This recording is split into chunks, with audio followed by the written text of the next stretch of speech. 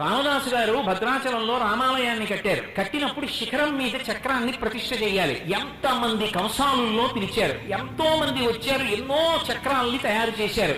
ఇన్ని చక్రాలు తయారు చేసినా పూర్తయిపోయిన తర్వాత తీసుకెళ్లి శిఖరం మీద ప్రతిష్ఠ చేద్దామంటే చక్రం సరిపోయింది. రామదాసు గారు బెంగెట్టుకున్నాడు, ఏమిటి చక్ర ప్రతిష్ఠ అవ్వట్లేదని. ఒక రోజున రామచంద్రమూర్తి కల్లోకి వచ్చారు. ఓయి గోపరాజా, నువ్వు చేయించిన చక్రం దీనికి ఇమడదు.